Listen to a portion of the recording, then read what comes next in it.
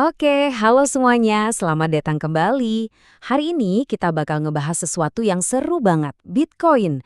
Tapi kita akan lihat dari sudut pandang yang mungkin sedikit beda, yaitu dari kacamata seorang value investor yang awalnya super skeptis. Pertanyaannya, Bitcoin ini sebenarnya aset investasi atau cuma sekedar spekulasi besar-besaran? Yuk kita bedah sama-sama. Jadi, argumen utamanya tuh simple banget sebetulnya. Dan ini sering diucapin sama investor legendaris kayak Warren Buffett. Intinya, kalau sesuatu itu nggak menghasilkan apa-apa, nggak ada produk, nggak ada profit, nggak ada dividen, gimana bisa disebut investasi? Nah, ini nih titik awal kita. Mari kita coba bongkar kenapa pandangan skeptis ini bisa begitu kuat. Oke, bagian pertama, permainan spekulan. Nah, kita coba bedah dulu nih. Kenapa sih pandangan tradisional ini bisa kuat banget dan kenapa selama bertahun-tahun banyak banget yang ngelihat Bitcoin itu ya nggak lebih dari sekedar judi digital. Jadi argumen klasiknya tuh begini. Bitcoin nggak punya aset yang mendasarinya, nggak menghasilkan pendapatan atau dividen, dan sejujurnya nggak punya kegunaan yang jelas di dunia nyata. Nah, menurut pandangan ini, nilainya itu cuma bergantung sama satu hal, harapan bahwa bakal ada orang lain yang mau bayar lebih mahal dari harga beli kita. Dan jujur aja ya, ini bukan sekedar opini loh. Ini adalah pendapat yang dipegang teguh sama penulis sumber kita di tahun 2017, bahkan sampai 2021. Bitcoin itu kelihatannya ya cuma tren beresiko lain yang bakal hilang di telan waktu. Tapi, disinilah ceritanya jadi menarik, karena ada sesuatu yang sama sekali nggak terduga terjadi. Masuk ke bagian kedua, teka-teki plat nomor. Disinilah ceritanya berbelok secara nggak terduga. Siapa yang sangka coba? Pencerahan tentang sebuah aset digital modern justru datang dari sesuatu yang sangat jadul dan analog, sepotong plat nomor mobil. Ceritanya tuh dimulai dari sesuatu yang, ya ampun biasa banget, beli mobil baru. Sebuah skenario yang kayaknya semua orang pernah alamin. Tapi ternyata ini jadi pemicu sebuah pemahaman baru. Terus muncullah tawaran ini dari dealernya. Plat nomor cantik, nomor pilihan, harganya mulai dari 15 juta sampai bisa lebih dari 100 juta rupiah. Bayangin, harga segitu buat sepotong logam dengan beberapa angka. Ya, reaksi pertamanya, jelas dong kita tolak. Ngapain coba bayar semahal itu buat sesuatu yang nggak bikin mobil lebih kencang atau lebih nyaman? Nah, disinilah momen pentingnya. Sadar nggak kalau argumen ini tidak menghasilkan apa-apa, tidak punya fungsi, itu persis sama banget dengan argumen buat nolak Bitcoin? Ini dia pertanyaan kuncinya. Kalau keputusan menolak itu sangat logis dan masuk akal, kenapa kok malah jadi nyesel? Pertanyaan inilah yang ternyata membuka pintu ke cara pandang yang sama sekali baru. Oke, bagian ketiga, nilai dari kelangkaan. Rasa sesal itu ternyata jadi pemicu momen aha. Sebuah pencerahan tentang apa sih yang sebenarnya bisa bikin sesuatu itu jadi berharga. Dan kuncinya ternyata ada di sini, kelangkaan atau scarcity. Ini prinsip ekonomi yang super dasar tapi sering kita lupain.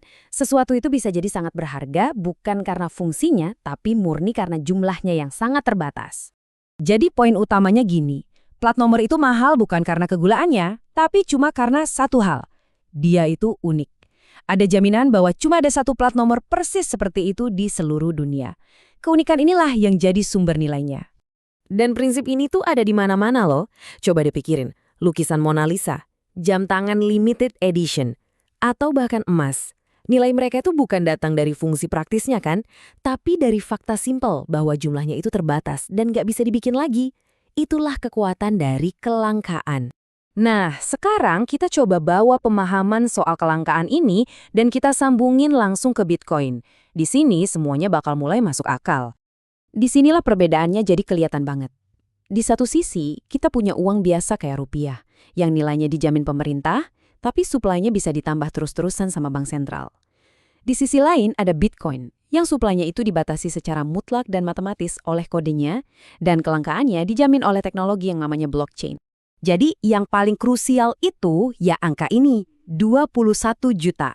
Ini adalah jumlah maksimum Bitcoin yang akan pernah ada di dunia. Udah diprogram, permanen, dan nggak bisa diubah sama sekali. Mau itu sama pemerintah, bank sentral, siapapun, nggak bisa. Nah, ini nih masalah utamanya uang fiat kalau kita pakai buat nyimpen nilai jangka panjang. Prosesnya simple, makin banyak uang dicetak, nilai setiap lembar uang yang kita pegang jadi turun. Inilah yang namanya inflasi, si pencuri diam-diam yang pelan-pelan tapi pasti grogotin daya beli tabungan kita semua. Oke, bagian 5. Brankas jenis baru. Pemahaman ini benar-benar ngubah cara kita mandang fungsi sebuah aset. Mungkin selama ini kita salah mengkategorikan Bitcoin. Mungkin dia bukanlah pabrik penghasil uang, tapi sebuah brankas digital. Penting banget buat dicatat ya, kita nggak bilang argumen lama itu salah. Argumen awal bahwa Bitcoin itu nggak produktif seperti layaknya sebuah perusahaan, itu 100% masih valid. Tapi mungkin kita aja yang salah menempatkannya. Dan disinilah pergeseran cara pandangnya. Jadi, jangan lagi bandingin Bitcoin sama pabrik. Coba deh, lihat Bitcoin sebagai brankas digital. Tujuannya bukan buat menciptakan kekayaan baru dari nol, tapi untuk melindungi kekayaan yang udah ada dari gerusan inflasi. Kenapa? Karena kelangkaannya yang absolut dan sudah terprogram. Jadi, kerangka berpikirnya sekarang jadi lebih jelas. Anda pegang saham untuk menumbuhkan kekayaan. Anda pakai uang tunai ya buat transaksi sehari-hari, buat jajan. Nah, Bitcoin posisinya bisa jadi sebagai penyimpan nilai, semacam lindung nilai atau asuransi terhadap penurunan daya beli uang tunai yang kita simpan. Masing-masing punya tujuan yang berbeda. Terus, apa nih langkah praktisnya? Ini bukan berarti kita jual semua aset terus beli Bitcoin ya. Bukan, sama sekali bukan. Justru ini adalah pendekatan yang sangat hati-hati. Mayoritas aset kita tetap di saham-saham yang bagus dan produktif, uang tunai secukupnya buat kebutuhan jangka pendek, dan mungkin hanya sebagian kecil dialokasikan ke Bitcoin sebagai asuransi terhadap inflasi, sambil sadar sepenuhnya kalau harganya sangat-sangat fluktuatif. Jadi, kita tutup bahasan kali ini dengan sebuah pertanyaan buat Anda renungkan. Terlepas dari apapun pendapat Anda soal Bitcoin, masalah inflasi itu nyata adanya. Pertanyaannya adalah, gimana cara Anda melindungi nilai dari tabungan jangka panjang Anda? Terima kasih sudah menyimak.